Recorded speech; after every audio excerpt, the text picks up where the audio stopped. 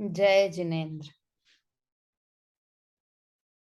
निज स्वरूप को परामरस जामे भर्यो अपार। वंदो परमानंदमय समय सार अविकार। कुंद कुंद मुनि चंद्रवर अमृत चंद्र मुनि।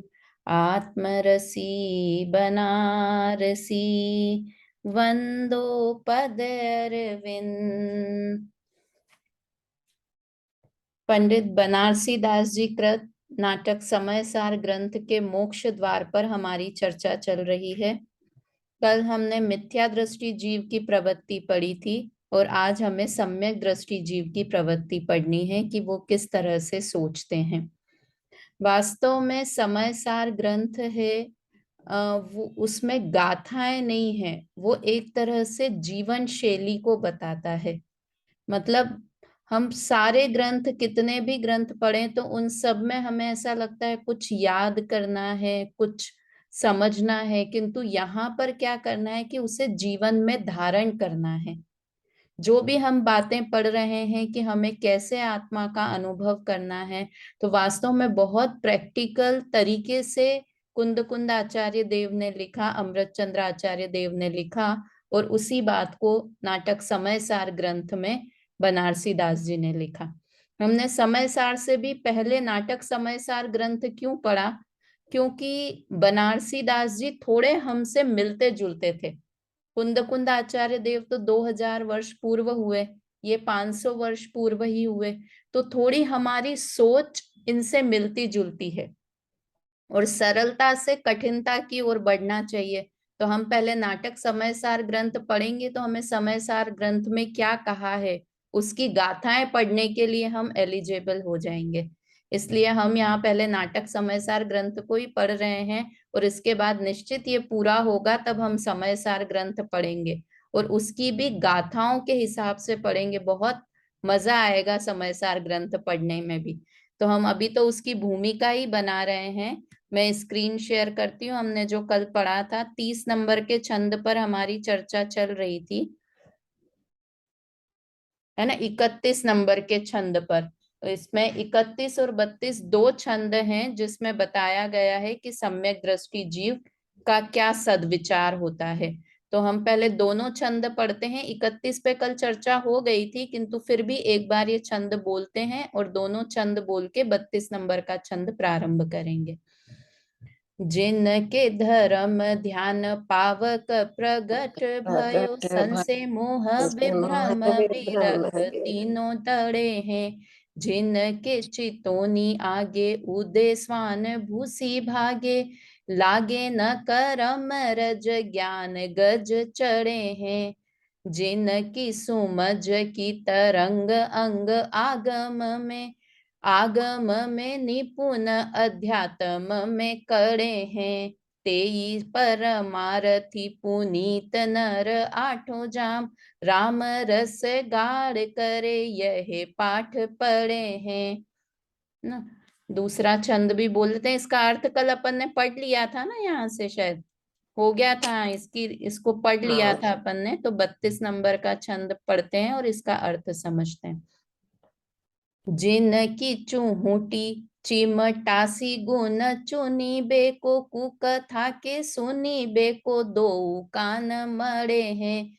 जिनको सरल चित्त कोमल वचन बोले, सोम दृष्टि लिए डोले मोम कैसे गड़े हैं। जिनकी सकती जगी अलख आराधी बेको, परम समाधि साधी बेको मन बड़े हैं।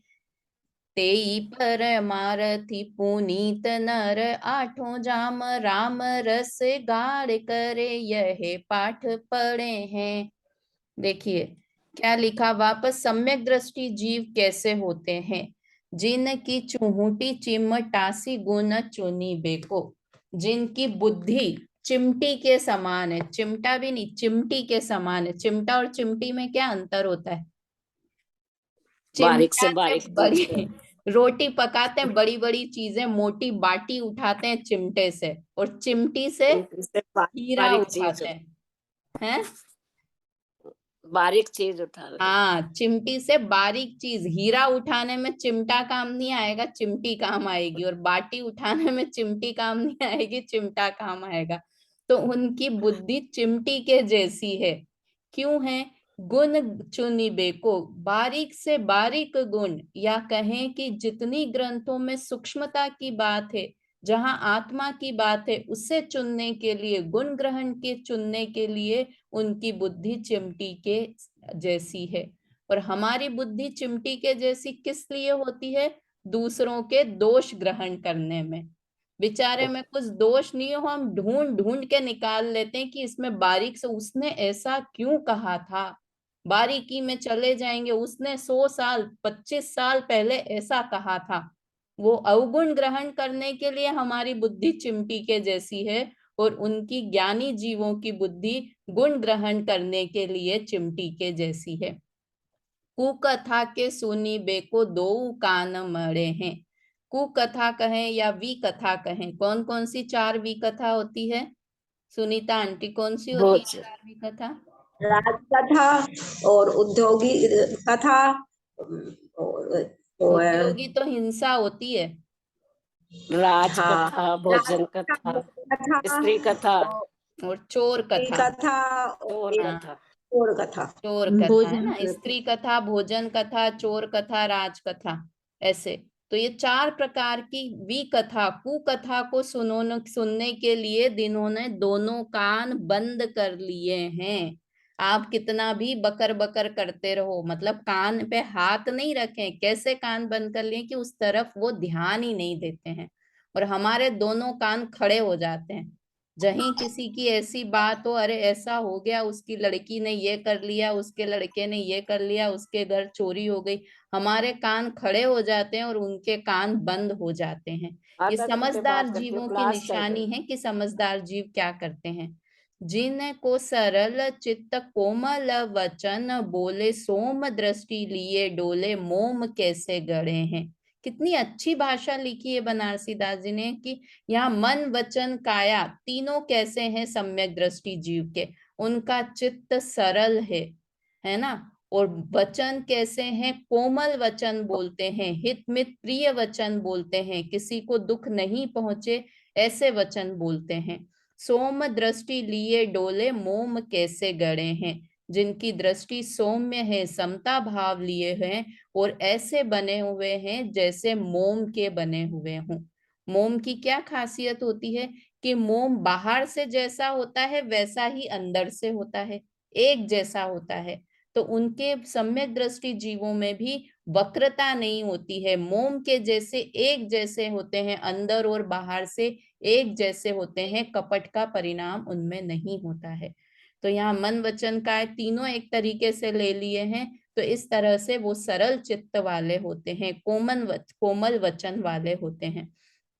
देखो, हित मित प्रिय वचन की बात आती है ना, तो हमारे कई बार हम बच्चों से बात करते हैं, तो हमारे वचन हितकारी तो होते हैं, है ना, किंतु प्रिय नहीं लगते हैं बच्चों को। अपन कैसे डांट के बोले, क्या बैठे हुए हो, पढ़ाई नहीं कर सकते हो, फेल हो जाओगे, कुछ सोचा नहीं है। हितकारी वचन तो है किंतु वो प्रिय नहीं है ना। हित मित और प्रिय, मित मतलब कम बोलना, कम। है ना, हितकारी मतलब हित का होना, और वो सुनने में भी प्रिय लगे। तीनों चीजें होनी चाहिए हमारे वचन में भी, हितकारी भी होने चाहिए, कम भाषा में ज्यादा से ज्यादा बता सकें, और वो सुनने में प्रिय भी होने चाहिए।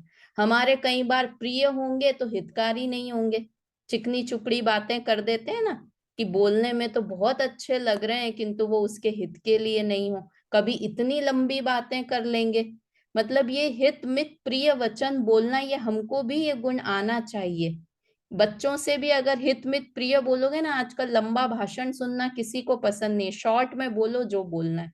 मैं तो ये देखती रह जाती हूँ, ये बच्चे वीडियो भी देखते हैं ना, मैंने धर्म का उस दिन बोला स्वस्ति को कि ये प्रवचन सुन लो एक, तो वो प्रवचन होगा 50 मिनट का, और वो आधे घंटे में उसने बोला कि मैंने तो सुन लिया मम्मी, मैंने कहा ऐसे कैसे, ये 50-55 मिनट का प्रवचन था और तूने आधे घंटे में कैसे सुन लिया? तो वो इसकी स्पीड बढ़ा लेते हैं सुनने की, मतलब वो जल्दी जल्दी जल्दी, मतलब वो डबल की स्पीड में 60 मिनट का 30 मिनट में सुन लो। बोला आप तो बहुत धीरे धीरे बोलते हैं, ये अपने जो प्रवचनकार है बहुत, हमको तो जल्दी समझ में आ जाता है। तो 1 घंटे का काम आधे घंटे में कर लिया उसने। मतलब इतने होशियार हो गए बच्चे, डिटेल में किसी को सुनना नहीं है, मतलब लंबा टाइम नहीं, हित मित प्रिय ज्यादा बोलो, शॉर्ट में बोलो ज्यादा कोई बोलो भी तो बात के अब है। भाषण शुरू हो गए आप, ज्यादा बोलो तो के भाषण शुरू हो गए, अब चुप हाँ, रहो। भाषण शुरू हो गए। तो वास्तव में उनके जो ज्ञानी जीव होते हैं, मुनिराज के लिए बोलते हैं, जैसे हित मित प्रिय वचन बोलते हैं, कम बोलते हैं, हितकारी वचन बोलते हैं और प्रिय होते हैं सुनने में। तो ऐसे ही ज्ञानी जीव के भी वचन कोमल होते हैं। जिनकी सकति जगी अलख आराधि बेको, परम समाधि साधि बेको मन बड़े हैं। जिनकी सारी की सारी शक्ति उन्होंने किस में लगा रखी है? अलख मतलब आप आत्मा, आत्मा के आराधन करने में उन्होंने अपनी सारी शक्ति लगा रखी है। इधर उधर अपनी शक्ति को वेस्ट नहीं करते हैं। मतलब हमको लगता है आत्मा का अनुभव करना, इसमें क्या शक्ति चाहिए, किंतु इसमें सबसे ज्यादा शक्ति चाहिए, सबसे ज्यादा वीर्य गुण चाहिए। तो है ना, उन्होंने अपनी सारी शक्ति को, शक्ति मतलब मन वचन काय को पूरी तरह से आत्म आराधन के लिए लगा रखा है। परम समाधि साधि बेको मन बड़े हैं, और परम समाधि में आत्म ध्यान में लीन होने के लिए मन बड़े हैं, मतलब मन बड़ा मन करे हुए हैं, उत्साहित रहते हैं। जहां आत्मा की बात आती है एकदम प्रसन्न हो जाते हैं, है ना। तो इस तरह से प्रफुल्लित मन से वो आत्मा का आराधन करते हैं। और कैसे हैं? तेई परमारथी पुनीत नर आठो जाम, राम रस गाढ़ करे यह पाठ पढ़े हैं। ये ऊपर वाली 2 लाइन वापस है। वो ही वास्तव में, वो ही नर परमारथी पुनीत मतलब मोक्ष मार्ग में चलने वाले हैं, वो ही जीव पवित्र हैं, और वो ही नर आठों जाम 24/7 24 घंटे राम रस गाढ़ करे यह पाठ पढ़े हैं। आत्मा, राम मतलब यहाँ आत्मा के लिए राम शब्द किया है, आत्मा का रस मतलब अनुभव, आत्म अनुभव के लिए गाढ़, बिल्कुल पक्के मन से रहते हैं और हमेशा इसी पाठ को पढ़ते रहते हैं, अर्थात आत्मानुभव ही करते रहते हैं। इस तरह से ये बात हुई 32 नंबर के छंद की। मम्मी अर्थ पढ़ो इसका। जिनकी बुद्धि गुण ग्रहण करने में चिमटी के समान है, विकथा सुनने के लिए जिनके कान मड़े हुए अर्थात बहरे हैं, जिनका चित्त निष्कपट है, जो मृदु भाषण करते हैं, जिनकी क्रोधादि रहित सौम्य दृष्टि है, जो ऐसे कोमल स्वभावी हैं कि मानो मोम के ही बने हुए हैं, जिन्हें आत्मध्यान की शक्ति प्रकट हुई है और परम समाधि साधने को जिनका चित्त उत्साहित रहता है, वे ही मोक्ष मार्गी हैं, वे ही पवित्र हैं, सदा आत्म अनुभव का रस दृढ़ करते हैं और आत्म अनुभव का ही पाठ पढ़ते हैं, अर्थात आत्मा ही की रटन लगी रहती है। हाँ, आत्मा ही की रटन की जो चीज अच्छी, जैसे हम कहीं बाहर घूम के आए तो हमें थोड़े दिन किस चीज की रटन रहती है?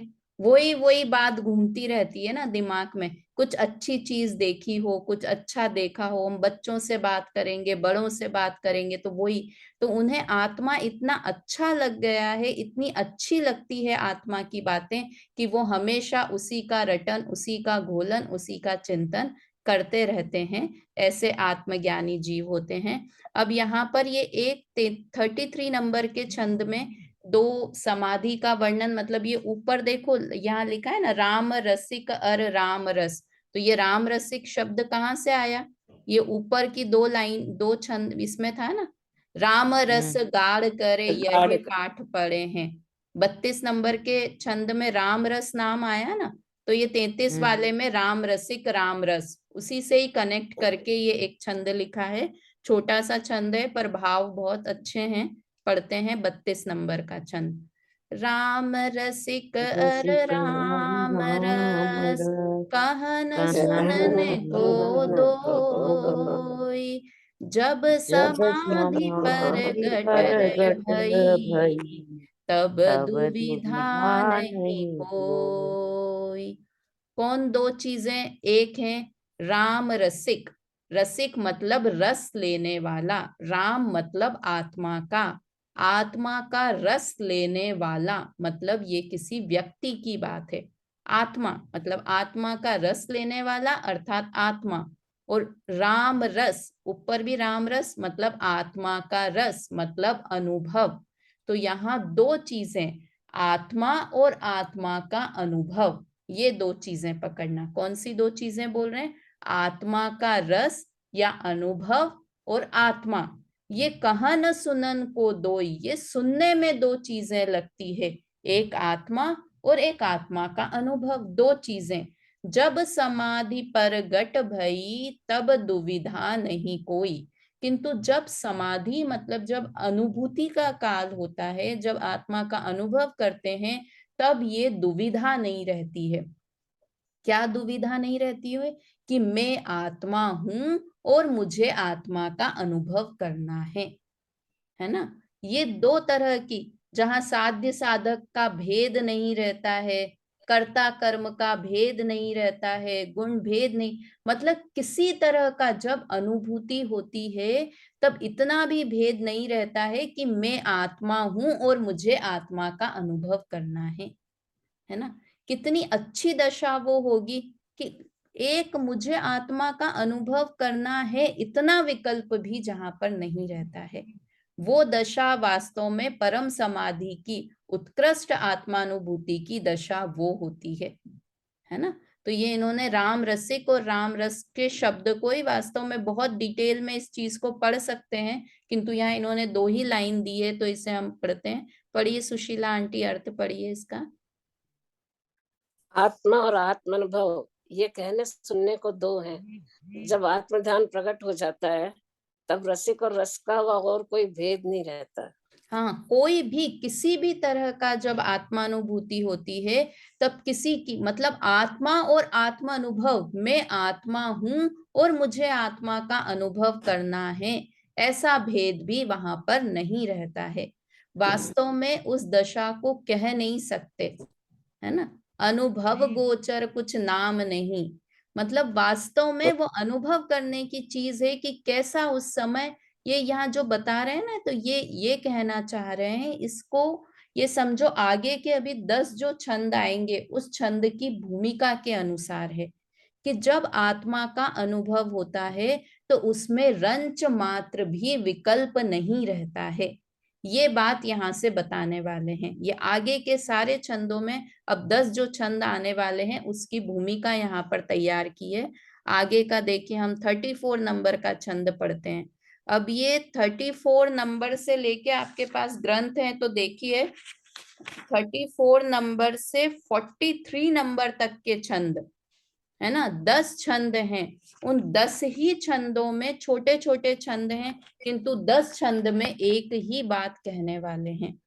और अगर समय सार ग्रंथ आपने कभी प्रवचन भी सुने हो, तो प्रवचन में बहुत बार बताते हैं विष कुंभ और अमृत कुंभ। बेला भाभी, कभी सुना है किसी प्रवचनकार के मुख से? अभी थोड़े दिन पहले ही अपना शिविर लगा था, तब प्रवीण जी बांसवाड़ा वालों ने विष कुंभ और अमृत कुंभ ये वाली गाथा ही ली थी। 309 310 नंबर की गाथा है समय सार में।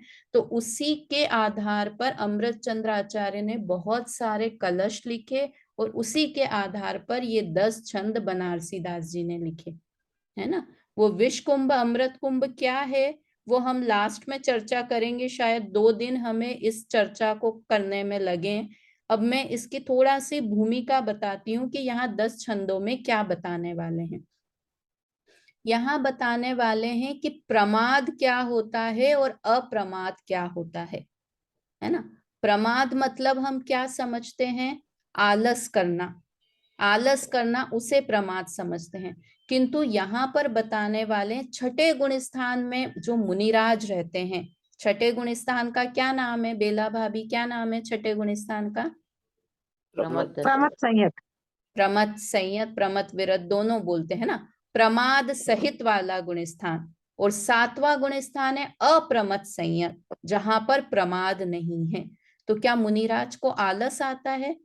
मुनिराज तो बहुत कम देर सोते हैं, कितनी से, है ना, कुछ देर के लिए एक करवट सोते हैं। तो वहां पर मुनिराज को छठे गुण स्थान में कैसे प्रमादी कह देते हैं?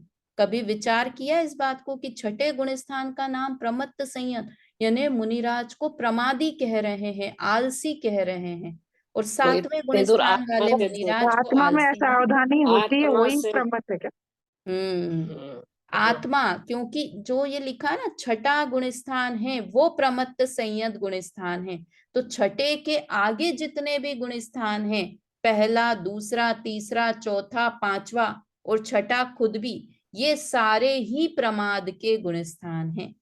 तो हमारे हिसाब से प्रमाद क्या होता है, जो जैन धर्म के हिसाब से है, कि आत्मा के अनुभव, आत्मा के अलावा जितना कुछ भी विकल्प है, इवन आत्मा का भी विकल्प करना, वो सब प्रमाद में चला जाता है ना।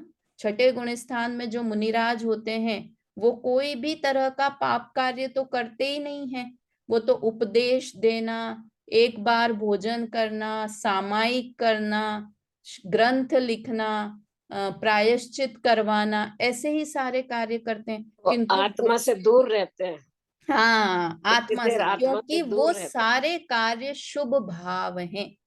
तो जो यहाँ पर हम पढ़ने वाले हैं, यहाँ बनारसी दास जी ने गृहस्थों की अपेक्षा से प्रमाद और अप्रमाद को बताया है, और जो समय सार में गाथा है वहां पे विष कुंभ और अमृत कुंभ बताया है, तो उसमें प्रायश्चित, प्रतिक्रमण, वो मुनिराजों की अपेक्षा से मुख्य बताया है। जो मैं अभी आपसे कह रही थी ना कि हम नाटक समयसार ग्रंथ पहले क्यों पढ़ रहे हैं, क्योंकि इसमें थोड़ा सा गृहस्थों की अपेक्षा से ज्यादा चर्चा की है, जो हमारे लिए ज्यादा यूजफुल है। और वो भी समयसार ग्रंथ भी गृहस्थ मिथ्या दृष्टि अप्रतिबुद्ध जीवों के लिए है, तो वहां भी वही बात है। किंतु इसमें ये जो हम 10 छंद पढ़ने वाले हैं, तो वहां पर विष कुंभ और अमृत कुंभ करके बात कही है, और बनारसी दास जी ने उसी चीज को क्या नाम दिया है, प्रमत्त और अप्रमत्त, प्रमाद और प्रमाद रहित चीज। समझ में आई मम्मी क्या बोलना चाह रही हूं मैं? कि जो समय सार ग्रंथ में कहा है, वहां पर विष कुंभ और अमृत कुंभ उस चीज को नाम दिया है, और बनारसी दास जी ने उसी चीज को क्या नाम दिया है, प्रमाद और अप्रमाद दशा। ठीक है, दोनों के भाव एक ही हैं। हम कल परसों की क्लास में उन दोनों को आपस में जोड़ के भी बात करेंगे। ठीक है आरती जी, समझ आ रही है ना बात? देखिए यहाँ पर लिखा शुभ क्रिया का स्पष्टीकरण। अब यहाँ पर शुभ क्रिया कहाँ से आ गई, उसको आगे के छंद में बताएंगे। बोलते हैं शुभ क्रिया का स्पष्टीकरण, छंद बोलते हैं, नंदन वंदन तुति करण, श्रवण चिंतवन जा, पढ़न पढ़ावन उपदिशन, बहुविधि क्रिया कलाप। इतनी सारी क्रियाओं के नाम दिए। नंदन वंदन तुतिकरण, नंदन करना मतलब आनंद लेना, है ना, आनंद लेना, कि ग्रंथ सुनने में या किसी भी चीज में आनंद लेना। वंदन करना मतलब नमस्कार करना, स्तुति करना मतलब स्तुति करना, श्रवण करना यानी उपदेश को सुनना, चिंतवन करना मतलब विचार करना, जाप करना मतलब जाप माला फेरते हैं तो जाप करते हैं ना, बार बार उस चीज को, एक ही शब्द को बार बार बोलना, पढ़न मतलब पढ़ना, पढ़ावन मतलब पढ़ाना, उपदिशन मतलब उपदेश देना और अच्छे से उसको डिटेल में बताना। ये सारी क्रियाएं हैं। कौन सी क्रियाएं हैं, ये हमें समझना है कि ये शुभ क्रियाएं हैं। इसमें सारी चीजें आ गई जो हम दिन भर में करते हैं। पूजा, ये थुति लिखा, स्तुति करना मतलब इसमें पूजा विधान सब चीजें समझ लेना, यहाँ तक कि चिंतवन भी, चिंतवन करना, आत्मा के बारे में विकल्प करना, वो सब क्या है, शुभ क्रिया है। कितने नाम बता दिए, देखो गिन के बताओ कितने नाम हो गए। नंदन, आत्मा का चिंतन करना कैसे हुआ? क्या चीज? आत्मा का चिंतन विकल्प कैसे हुआ? विकल्प, विकल्प अगर में गुण, गुण भेद वाले जो विकल्प है ना, वो भी सब विकल्प की श्रेणी में जाते हैं। अभी अपन ने इसके ऊपर वाले छंद में पढ़ा ना कि जब आत्मानुभूति होती है तो ऐसा विकल्प भी नहीं है कि मैं आत्मा हूं और मुझे आत्मा का अनुभव करना है। वो भी जब सब विकल्प कह क्रियाएं हो दिया तो गई। ये चिंतवन में सारे तरह के चिंतवन, हम गुण स्थान संबंधी विचार कर रहे हैं, मार्गना स्थान संबंधी विचार कर रहे हैं, चिंतवन में यहां तक समझ लेना कि गुण भेद का विचार कर रहे हैं। मुझ में ज्ञान है, मुझ में दर्शन है, मुझ में, मतलब जब अनुभूति होती है तो उसमें किसी भी प्रकार का, जहां भी देखो चिंतवन मतलब विकल्प की दो, एक परिभाषा हमेशा याद रखो कि विकल्प या चिंतवन किससे कहते हैं, जहां दो चीजें हो गई वो विकल्प है। क्या कहा? जहां भी दो चीजें हो गई उसका नाम विकल्प है। अब आप आत्मा की जब अनुभूति कर रहे हैं, आत्मा के बारे में विचार कर रहे हैं, विचार या विकल्प कब है कि जब आत्मा से रिलेटेड कुछ दूसरी बात भी विचार कर रहे हैं। आत्मा में इतने गुण हैं, इतने भेद हैं, मैं गुण स्थान से रहित हूं, मैं शरीर से रहित हूं, चलो मैंने ये विचार किया, मैं शरीर से रहित हूं। अब ये विकल्प है कि निर्विकल्प दशा है? विकल्प है। विकल्प। क्यों है विकल्प? क्योंकि दो चीजें हो गई, दो एक चीजें। मैं और एक शरीर, शरीर। है ना। मैं ज्ञान वाला हूं ऐसा सोचा, ये विकल्प है कि निर्विकल्प बेला भाभी? विकल्प। विकल्प है ना। क्यों है विकल्प, क्यों है क्योंकि मैं बताइए क्योंकि मैं सुनीता आंटी, विकल्प क्यों है ये? इसमें दो चीज हो गई, मैं ज्ञान वाला हूँ, ज्ञान तो हो गया आत्मा का और मैं हो गया शरीर। हाँ, मैं नहीं, मैं अगर आत्मा मान रहा हूं तब भी विकल्प हो गए कि मैं और मुझ में ऐसे ऐसे गुण हैं। जैसे शक्कर के बारे में कि ये शक्कर और शक्कर में मिठास है, सफेदी है, तो ये विकल्प हो गए। तो ये मैं आत्मा और आत्मा में इतने, मेरे में इतने गुण, तो ये भी दो चीजों के बारे में विचार किया तो विकल्प हो गया। तो फिर निर्विकल्प चिंतन कैसे होगा? कुछ न कुछ तो आप वही विकल्प वही बिना वही चिंतन वाला कैसे कि करेंगे? निर्विकल्प चिंतवन, यानी जहां मन पक्षी मर जाए। दादा तो कितना बोलते हैं ना सहज कि मन वचन काय तीनों, तीनों में कुछ करने लायक नहीं रहे। बस जैसे आत्मा की अनुभूति जो होती है, वो अनुभव किसे कहते हैं कि जहां कोई विकल्प नहीं है, उसका नाम ही अनुभव है, वो मेरे हिसाब आनंद से की अभी दशा है। शायद वो वाली अवस्था का तो कोई वर्णन कर भी नहीं सकता होगा। हाँ एग्जैक्टली, अपन ने पहले भी क्लास में बात की थी ना कि शक्कर मीठी है, इस चीज को आप समझाओ। कैसे समझा सकते हो? बोल के बताओ मुझे, शक्कर कैसी मीठी है? बेला भाभी बोल के बताओ, शक्कर कैसी मीठी है? चक्कर ही शक्कर तो बता। शक्कर जैसी मीठी है। शक्कर जैसी मीठी है।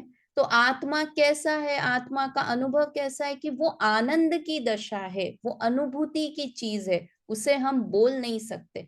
और जहां बोला वहां विकल्प है, बोलना मतलब विकल्प है।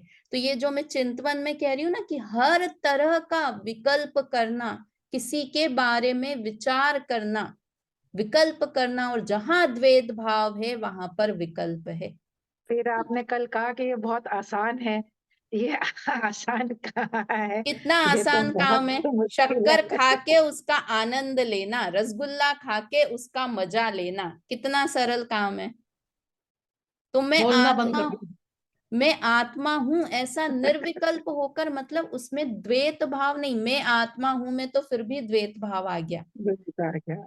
द्वैत भाव ही नहीं है। जैसे कैसा वाला कि मैं बेला हूं, ऐसा सोचने में आपको कितनी मेहनत लगती है? नहीं लगती है ना। मतलब बिल्कुल हाँ, रोम रोम में बसा हुआ है कि मैं पूजा हूं, रोम रोम में बसा हुआ है। ऐसे रोम रोम में ये बस जाए कि मैं आत्मा ही हूं, है ना। तो ये वाली दशा, और वास्तव में सरल है ये दशा, आ सकती है कि हर तो उस समय समय में विकल्प आत्मा नहीं, है। तो उस समय विकल्प नहीं होंगे क्या? हाँ, उस नहीं समय विकल्प नहीं होंगे। अनुभूति का काल जब होगा उस समय कोई भी विकल्प नहीं रहेगा, है ना। तो आसानी से अनुभूति हो जाएगी। बहुत आसानी से हो जाएगी। हमने की नहीं है इसलिए कठिन लगती है ना। समय सार की गाथा है, काम भोग बंधन की कथा, बंधन की बहुत कथा। बार सुनी आज परिचय सुनिए। किया इसलिए वो सरल लगती है। और एकत्व विभक्त आत्मा की बात न कभी सुनी न कभी परिचय किया, इसलिए वो कठिन लगती है। कठिन लगती है ना। जो हमको खाना बनाना कितना आसान लगता है। क्यों लगता है आसान? क्योंकि रोज बनाते हैं। अरे अभी 20 लोग आए, मैं फटाफट खाना बना सकती हूँ, क्योंकि रोज बनाते हैं, इसलिए सरल। और किसी अनजान को खड़ा कर दो, बच्चों को कर दो, हस्बैंड को खड़ा कर दो, पसीने पसीने हो जाएंगे खाना बनाने में, है ना। तो वो क्योंकि वो रेगुलर नहीं है, इसीलिए हमने वैसे ही काम की, भोग की, बंधन की कथा हम जिंदगी से नहीं, अनादि से सुनते आए हैं, इसलिए वो चीज सरल लगती है। और आत्मा के बारे में सुनना समझना, अभी तो सोच भी नहीं पा रहे हैं कि आत्मा कैसे निर्विकल्प अनुभूति कर सकते हैं। मैं आत्मा हूं, इतना विचार करने में भी पसीने छूट रहे हैं अभी हमारे, है ना। तो वास्तव में ये जो हम बार बार सुनते हैं ना, ये इसीलिए सुनते हैं कि अंदर इस चीज को अनुभूति में लेकर आए कि मैं आत्मा ही हूं। तो यहाँ पर ये सारी शुभ क्रियाएं बताई है, ये सारे शुभ क्रिया और शुभोपयोग, गुरुदेव ने ऐसा लिखा है कि यहाँ पर शुभ क्रिया और शुभोपयोग दोनों समझना, है ना। तो ये सारी चीजें शुभ क्रियाएं हैं। पढ़ो इसका अर्थ एक बार पढ़िए। कौन पढ़ेगा? कोई भी पढ़िए। ज्योति जी पढ़िए, आरती जी पढ़िए। हाँ मैं पढ़ती हूँ। आनंद मानना, नमस्कार करना, स्तवन करना, उपदेश सुनना,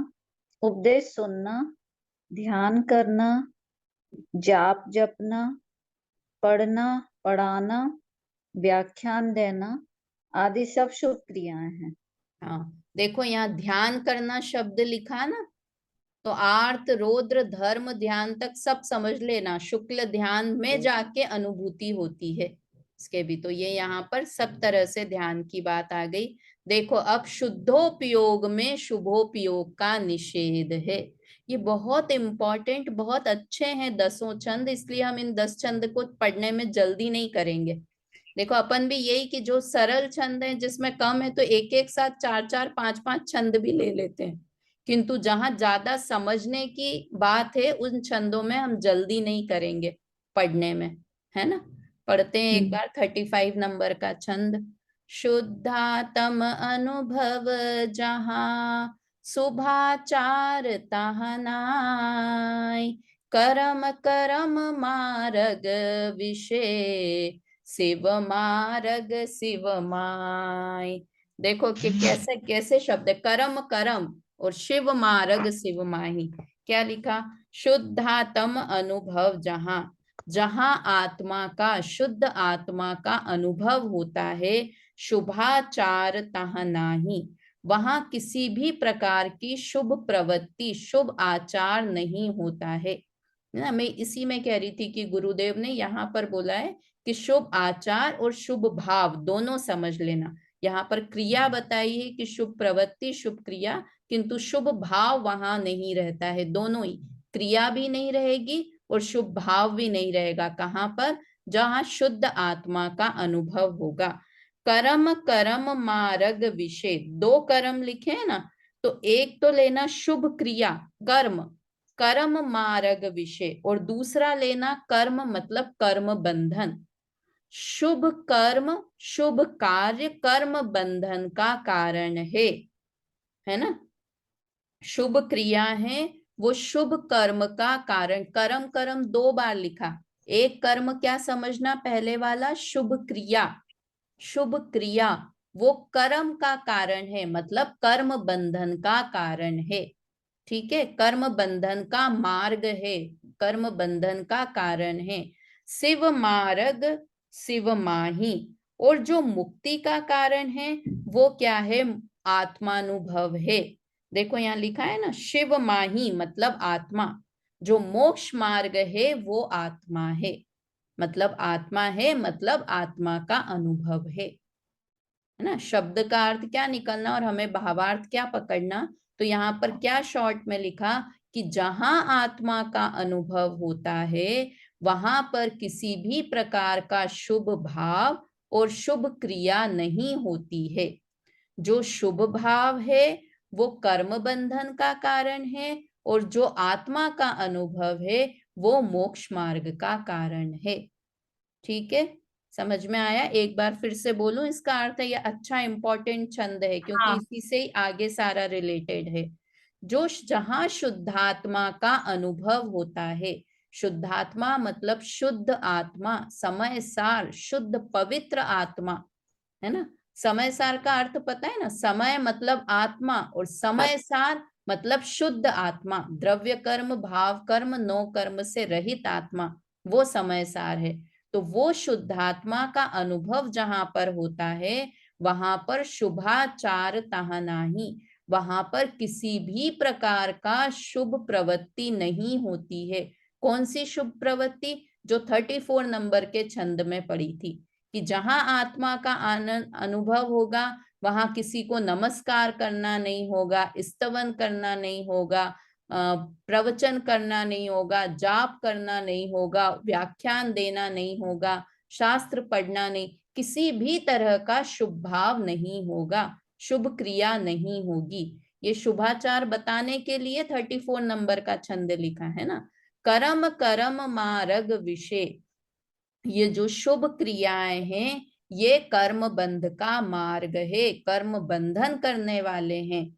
और जो आत्मा का अनुभव शिव मार्ग शिव माही, जो आत्मा का अनुभव है वही वास्तव में मोक्ष का मार्ग है, वही सम्यक दर्शन ज्ञान चारित्र है। ठीक है, एक बार पढ़िए, अर्थ पढ़िए इसका। आरती जी पढ़िए इसका अर्थ। ऊपर कही हुई क्रियाएं करते करते जहाँ आत्मा का शुद्ध अनुभव हो जाता है, वहां शुभ उपयोग नहीं रहता। शुभ क्रिया कर्म बंध का कारण है और मोक्ष की प्राप्ति आत्म अनुभव में है। हाँ, वास्तव में जो कर्म बंधन का कारण है वो कर्म से छूटने का भी मार्ग हो, ऐसा 3 काल में नहीं हो सकता। जिससे, जिस चीज से हम बंधते हैं उसी चीज से हम बंधन से मुक्त भी हो जाए, ऐसा पॉसिबल नहीं है ना। ये तो एक कॉमन सेंस की बात है कि जिस चीज से हमें बंधन हो रहा है उसी चीज से हम बंधन से मुक्त कैसे हो सकते हैं, है ना। एक चीज हाँ, भाभी इसमें, लेकिन इसको ऐसे भी तो कह सकते हैं ना कि शुभ क्रिया करते करते, मतलब शुभ में रहते रहते ही तो फिर अपन शुद्ध में जाएंगे।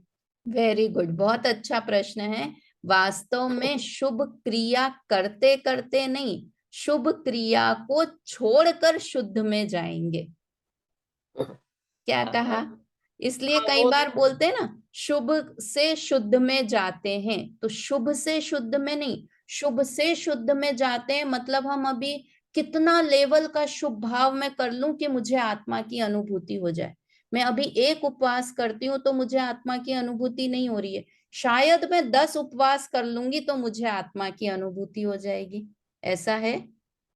नहीं, मतलब हाई डिग्री का हम शुभ भाव कर लें तो हमें शुद्धोपयोग हो जाएगा। नहीं हाई होगा। डिग्री का शुभोपयोग नहीं, शुभोपयोग छोड़ेंगे तो शुद्धोपयोग में जाएंगे। जैसे हम सीढ़ियां चढ़ते हैं ना, तो चौथी सीढ़ी छोड़ेंगे तो 5वीं सीढ़ी पर जाएंगे, है वैसे ना। तो स्वाध्याय भी शुभ क्रिया है। तो हाँ स्वाध्याय में ही तो जानेंगे कि आत्मा क्या चीज है हाँ, या बस शुद्ध भाव क्या चीज है। Very good. तो हमने स्वाध्याय में जाना कि आत्मा क्या है। अब हम सिर्फ स्वाध्याय ही करते रहे, आत्मा को जानते ही जानना है जानना है यही करते रहे, तो आत्मा को कहाँ जाना, है ना। सुशीला आंटी, यही सारी चीजें तो ऊपर 34 नंबर में बताया, पढ़ना, पढ़ाना, हाँ, स्वाध्याय करना, ये उपदेश सब शुभ करना। क्रियाएं हैं। जैसे हम अशुभ को छोड़कर शुभ में आए हैं, वैसे ही शुभ को छोड़कर शुद्ध में जाना है ना। हम सोचते हैं शुभ और ज्यादा शुभ करने लगेंगे ना, अभी 2 घंटे स्वाध्याय 4 घंटे करने लगेंगे तब तो पक्का आत्मानुभूति हो ही जाएगी। अभी हमारी ये मान्यता चलती है, हम शुभ से शुद्ध में जाना चाहते हैं, है ना। चलिए, अभी समय हो गया, कल वापस इस चर्चा को यहाँ ये कर्म करेंगे। कर्म 2 बार लिया, या कर्म कर्म 2 बार लिया तो एक कर्म का अर्थ तो शुभ क्रिया होगी हाँ, और